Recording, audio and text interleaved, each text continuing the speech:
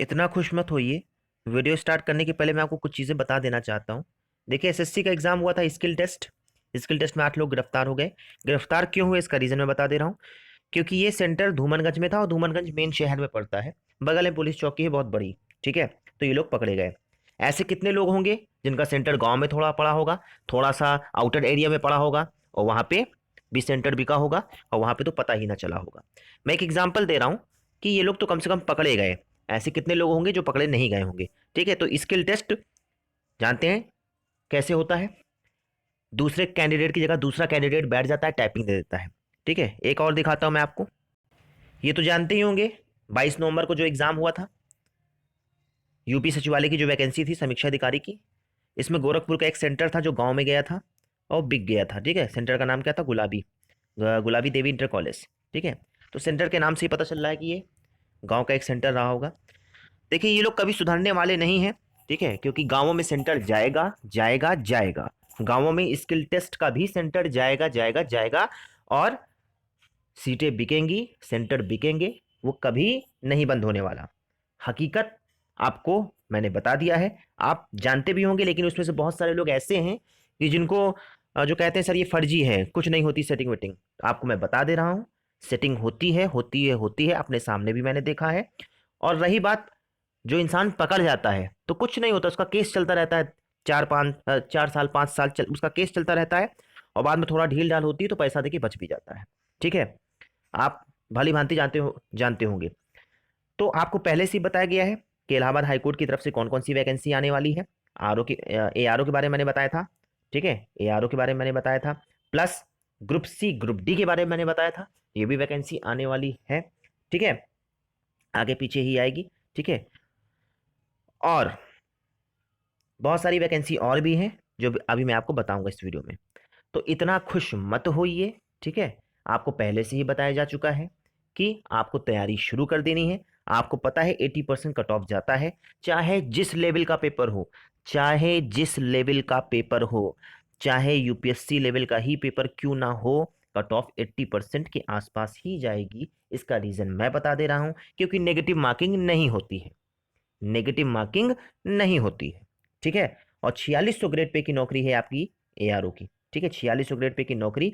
यहाँ पे SSC CGL का जो बंदा एग्जाम देता है, तीन तीन एग्जाम देता है, 2 2 साल जो जो वैकेंसी फंसी होती, तब वो जाके 4600 ग्रेड पे जो बंदा टॉप करता है वो पाता है।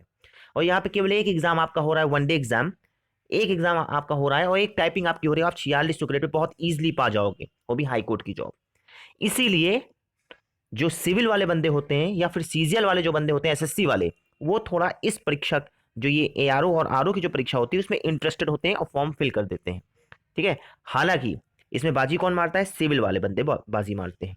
ठीक है, सिविल वाले बंदे बाजी कब मारते हैं? अगर टाइपिंग के लिए थोड़ा सा ज्यादा समय मिल गया तो। अगर मान लिया टाइपिंग 15 20 दिन के अंदर करा दिया, तो सिविल वाले भी बाहर हो जाते हैं। ठीक है, क्योंकि उनको टाइपिंग नहीं आती है। इस बार की किस्मत अच्छी थी उन लोगों की कि आरओ के लिए उनको काफी टाइम मिल गया। कोरोना की वजह से 3 4 महीने का उनको समय मिल गया, और इसमें से ज्यादातर बच्चे जो सिविल के थे उनका सिलेक्शन हुआ है। तो ये आपके सामने मैं हकीकत बता रहा हूँ। ठीक है, जो आप लोग सपनों में जी रहे हैं और जो आपके अंदर जो अभी आलस्य है ना, आप लोग जो पढ़ाई नहीं कर रहे हैं, थोड़ा सा ये मैंने आपको रियलिटी बता दी है कि जितना भी आप पढ़ेंगे वो आपके लिए कम है। ठीक है, आपको सिविल वालों से फाइट करनी है। सिविल वालों के अलावा जो ये धांधली करते हैं उनसे आपको फाइट करनी है। क्योंकि ये लोग जब हरी हरी नोटें और जब पिंक पिंक पिंक नोटें जब देखते हैं ना, तब इनके वसूल सब धरे के धरे रह जाते हैं, और सेंटर बिक जाता है, सीटें बिक जाती हैं। ये तो आप भी जानते होंगे ना, ये कभी बंद होगा। ठीक है, और पहले से चला आता है। और ये 1970 1980 से भी चलाता जा रहा है। आप लोग ये मत सोचिए कि 1970 बहुत फेयर होता था। 1970 में तो पता भी नहीं चलता था। 1970 80 में तो पता भी नहीं चलता था। अब तो कम से कम मीडिया इतनी हो गई है। आपको पता है सोशल नेटवर्किंग साइट्स कितनी हो गई है, लोग तुरंत अपलोड कर देते हैं, वीडियो वायरल हो जाता है। ठीक है, पहले तो पता भी नहीं चलता था। तो मैं यही कह रहा हूं कि आपको ऑलरेडी मेरे वीडियो के माध्यम से बताया गया है कि आपकी वैकेंसी आएगी दिसंबर। आपको मैंने डेट भी बताई है। ठीक है, एआरओ के बारे में वैकेंसी भी मैंने बताई है कितनी आएगी। अब आएगी कि नहीं आएगी, दिमाग में टेंशन लेने की बजाय आप लोग तैयारी करें, फ्री माइंड से तैयारी करें आप लोग। वैकेंसी, आप लोग ये मत सोचें कि एग्ज़ाम बहुत लेट हो जाएगा, हमको 2-3 महीने का समय मिल जाएगा। देखिए, अगर आपको 1 महीने 2 महीने का समय मिल भी गया रिटन एग्ज़ाम के लिए, स्टेज 1 के लिए, क्या फ़र्क पड़ता है? जिसकी तैयारी है उसके लिए बेटर है, जिसकी तैयारी नहीं है वो थोड़ा सा अच्छी तैयारी कर सकता है। 1-2 महीने तो ऐसे ही निकल जाता है, हवा भी नहीं लगती है, 1-2 महीने कैसे निकल गया। ठीक है, एक बात मैं आपको और बता रहा हूँ, जो लोग यूपी सरकार, यूपी गवर्नमेंट की जो लोग भर्तियां देखते हैं, आप लोगों के लिए एक अच्छी खबर है कि 25,000 वैकेंसी आपको 1-2 महीने में देखने को मिलेगी यूपी ट्रिपल एससी की तरफ से। ठीक है, क्योंकि अब भर्ती का रास्ता साफ हो गया है। आपको मैं बता दे रहा हूँ ये क्यों, अभी तक ये क्यों लेट हो रही थी भर्ती, इसका रीज़न मैं बता दे रहा हूँ। देखिए, पहली बात तो ईडब्ल्यूएस का जो इनका नया प्रावधान लागू हुआ है, तो उसके लिए ठीक है, ये लोग देख रहे थे कौन सी वैकेंसी बन सकती है ईडब्ल्यूएस के लिए। उसके अलावा एक बात मैं आपको और बता दे रहा हूँ, चूंकि इनको पीईटी लागू करना था, पेट, ठीक है, इनको पेट लागू करना था, तो पेट लागू करने वाला कार्य इनका 6-7 महीने से लंबित था, कोरोना की वजह से थोड़ा सा डिले हुआ था। अब ये पेट वाला भी उनका कार्य स्वीकृति मिल गई है। इसके अलावा मैं आपको एक बात और बता दे रहा हूँ, बहुत लोग सोच रहे हैं पेट से लॉस है। देखिए, पेट से लॉस भी है, फायदा भी है। लॉस है उन लोगों के लिए जिनका मैथ्स बैकग्राउंड नहीं था। ठीक है, लॉस तो उनके लिए जिनका मैथ्स बैकग्राउंड नहीं था। फायदा उन लोगों के लिए है कि जो हर एग्जाम में 4-4 5-5 कैंडिडेट, हर फॉर्म, मतलब एक कैंडिडेट 4-4 5-5 फॉर्म फिल करता था। मतलब वो आरओ का भी एग्जाम देता था, एआरओ का भी एग्जाम देता था, और वो लोअर पीसेस का भी एग्जाम देता था, वो जूनियर असिस्टेंट का भी एग्जाम देता था। तो इससे कम से कम ये होगा कि यूपी ट्रिपल एससी के जितने भी आपके फॉर्म होंगे, आप पेट का एग्जाम दोगे तो पेट का एग्जाम आपका 3 साल के लिए वैलिड रहेगा, 3 ईयर्स के लिए वैलिड रहेगा। दूसरी बार आपको पेट का एग्जाम नहीं देना है, तो इससे थोड़ा सा भीड़ कम होगी। लेकिन अब रही बात इसकी ना, क्या फायदा हुआ ये सब एग्जाम लेने का जब आपके सेंटर ही बिक जाते हैं? तो क्या फायदा हुआ ऐसे एग्जाम लेने का? उत्तर प्रदेश की ऐसी कोई भर्ती मुझे बता दीजिए जिसमें सेंटर ना बिकते हो।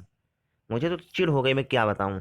अगर मेरा बस चले तो मैं सरकारी बिल्डिंग ही बनवाऊं, एग्जाम के लिए मैं बिल्डिंग ही बनवाऊं, और इन्विजिलेटर को मैं हायर करूं दूसरे स्टेट से, और उनको एक दिन पहले, 1 घंटे पहले उनको मैसेज जाए कि आपकी ड्यूटी यहाँ गई है। ठीक है, और आर्मी वालों से पेपर मंगवाऊं। अगर मेरा बस चले तो मैं पेपर के लिए ऐसा करूं, क्योंकि एक दिन पहले पेपर चला जाता है जहाँ पे एग्ज़ाम होता है, बस वहीं पे पेपर आउट हो जाता है। तो ये कभी बंद नहीं होने वाला है। या फिर एक सिस्टम और होना चाहिए कि जो पकड़ा गया है, जो धांधली में जिसके ऊपर केस चल रहा है, उसको बीच चौराहे में गोली मारी जाए। ठीक है, मीडिया के सामने, ताकि डर हो लोगों के बीच। बिना डर कुछ नहीं होने वाला, ऐसे केस चलाते रहिए, 4-4 5-5 6-6 साल आप केस चलाते रहिए, इसको कुछ नहीं होने वाला। 2016 वाला आप लोग यूपीपीएससी आरओ का हाल जानते हैं, 2016 वाला। ठीक है, 5 साल होने को है, अभी तक भर्ती कंप्लीट नहीं हुई है। जो बंदा 25 साल 26 साल का था, वो बंदा आज 31 साल का हो रहा है। ठीक है, तो मतलब उसका सारा मजा खत्म हो गया। ठीक है, जो वो सोचा होगा कि मैं नौकरी पाने के बाद एंजॉय करूंगा, ये करूंगा। ठीक है, ये है, तो ये सिस्टम है। तो अपना जोश ठंडा मत करिए और पढ़ाई कीजिए। जितनी भी आप पढ़ाई करेंगे वो कम है आपके लिए, ज़्यादा से ज़्यादा पढ़ाई कीजिए। ठीक है, इतना भी समझिए कि 80% से नीचे कट ऑफ नहीं होने वाले, चाहे जितनी ज़्यादा वैकेंसी आ जाए और चाहे जितना टफ पेपर आ जाए, क्योंकि नेगेटिव मार्किंग नहीं है इसमें। ठीक है, क्योंकि इसमें नेगेटिव मार्किंग नहीं है। ठीक है, कुछ कुछ लोगों को तो मैं ऐसा जानता हूँ जो 100 क्वेश्चन, अगर 100 क्वेश्चन तुक्का मारे हैं तो 70 क्वेश्चन तुक्के से ही सही करते हैं। ऐसे लोगों को भी मैं जानता हूँ। ठीक है, और आप बहुत पढ़ के जाओगे तब जाके आपका 70 नंबर आएगा। ठीक है, तो ये होता है, इसमें किस्मत भी काम करती है, तुक्का भी काम करता है, और धांधली जो कराते हैं वो भी काम करती है। ठीक है, और मेहनत भी काम करती है। तो चारों चीज़ों से आपको लड़ाई करनी है, और प्लस आपको सिविल वालों से लड़ाई करनी है। ठीक है, और प्लस जिनकी टाइपिंग बहुत अच्छी है उनसे लड़ाई करनी है। ठीक है, तो जो आपकी कमी है, जो आपकी कमजोरी हो, आप लोग उसको देखिए, उस हिसाब से आप उस पर मेहनत कीजिए। रही बात भर्ती की, तो भर्ती के बारे में आपको बता दिया गया है, वैकेंसी कब आपकी कब तक आएगी। ठीक है, मैं आपको रेगुलर अपडेट्स करता रहूंगा, लेकिन जो जोश अपना ठंडा मत कीजिए। ठीक है, चूंकि आज मैंने पेपर पढ़ा, तो पेपर में मुझे हंसी आई ये सब देख के। मैंने कहा ये तो कॉमन सी बात है। ठीक है, हमारी तो आदत हो गई है ये सुनने की। ठीक है, हमारी तो आदत हो गई है। जैसे आपने 2017 वाला देखा होगा सीजीएल में। ठीक है, बाद में कितने लोग पकड़े गए सीजीएल में। पूरा स्टाफ बिका हुआ था, लेकिन पकड़े केवल 2 ही 3 लोग गए। तो ये सिस्टम है, ठीक है, ये कभी नहीं सुधरने वाले। बस आपको पॉजिटिव रहना है और आपको ज़्यादा मेहनत करनी है, ठीक है। अगर 100 सीटें आती हैं तो आप इतना समझिए कि 20 सीटें तो पहले से बिकी होंगी। आपको ये 80 सीटें देखनी है, क्योंकि ये 20 सीटों पर आपका अ, आप कुछ नहीं कर सकते। ये 20 सीटें तो बिकना ही है, चाहे कोई भी सरकार आ जाए, चाहे हिटलर शासन कर ले, ये 20 सीटें तो बिकनी ही है, ठीक है। ये 20 सीटें बिकना तब बंद होगी जब बीच चौराहे में, जब तक गोली नहीं मारी जाएगी, ठीक है। बीच चौराहे में कैमरे के सामने गोली मारी जाए, बिना डर के मारे, मतलब बिना डर के, क्योंकि कुछ लोग ऐसे होते हैं ना जिनको कानून का कोई असर नहीं है, उनके साथ डायरेक्ट एक्शन लेना चाहिए, ठीक है। जब तक डर नहीं होगा तब तक खत्म नहीं होगा। लेकिन चूंकि ये डेमोक्रेसी है, डेमोक्रेसी में ये सब चल नहीं सकता है। लेकिन स्टूडेंट पॉइंट ऑफ व्यू से बहुत गुस्सा आती है सब चीज़ों की, कि मैनेजमेंट बहुत खराब है। मैनेजमेंट क्यों खराब है? सीआरपीएफ का जो एग्जाम होता है उसमें क्यों नहीं धांधली होती है? वो क्यों इतना एग्जाम फेयर होता है? एसबीआई पीओ और आईबीपीएस का एग्जाम में क्यों धांधली नहीं होती है? एनडीए सीरियस में क्यों धांधली नहीं होती है? उसका पेपर कभी आउट होते हुए आप देखें? एनडीए का सीरियस का कभी आपने पेपर आउट होते हुए देखा है? नहीं। सीआरपीएफ का कभी आपने पेपर आउट होते हुए देखा है? एसबीआई पीओ में कभी आपने देखा है कुछ गलत हुआ? आरबीआई का एग्जाम कभी आपने देखा है कुछ कुछ गलत हुआ?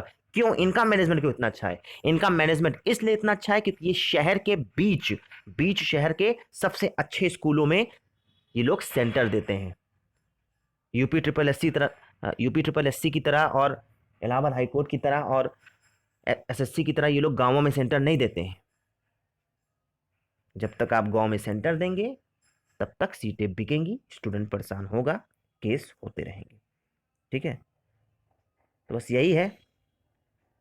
तो आप लोगों को सब पता है, सब मैंने आपको बता दिया, इसलिए मैं वीडियो बना के आपको रिकॉल करवाता हूं, ताकि आप लोगों का जोश ठंडा ना हो, आप लोग लगे रहे, मेहनत करते रहे। और 80% से कम तो कुछ जाने वाला नहीं है, ठीक है। और ज़्यादा खुश होने की जरूरत नहीं कि वैकेंसी आ रही है तो हमारा हो जाएगा हो जाएगा हो जाएगा। जब तक आपका स्किल टेस्ट ना हो जाए तब तक आपको शांत नहीं बैठना है, ठीक है। जब तक स्किल टेस्ट ना हो जाए, रिटर्न अगर आपका क्लियर हो जाएगा स्टेज 1, तब ज़्यादा खुश मत हो जाइएगा, ठीक है। स्किल टेस्ट की तैयारी कीजिएगा, और जब तक स्किल टेस्ट ना हो जाए तब तक शांत ना बैठिएगा, ठीक है। बात बुरी लगेगी लेकिन यही सच है, ठीक है, यही सच है। जिस हिसाब से आप जानते हैं बेरोजगारी बढ़ी हुई है, सब पढ़े लिखे लोग हैं यहाँ पे, वही एग्जाम दे रहे हैं जो सीरियस एस्पायरेंट्स हैं, मैं उनकी बात कर रहा हूँ। तो ठीक है, आप लोग पढ़ाई कीजिए। इस वीडियो में इतना ही। रेगुलर वीडियोस पाने के लिए हमारे चैनल को सब्सक्राइब करें, प्लस आप हमारा टेलीग्राम चैनल भी ज्वाइन कर सकते हैं। इंग्लिश की वर्ड पावर्स में डेली प्रोवाइड की जाती है। इस वीडियो में इतना ही। जय हिंद।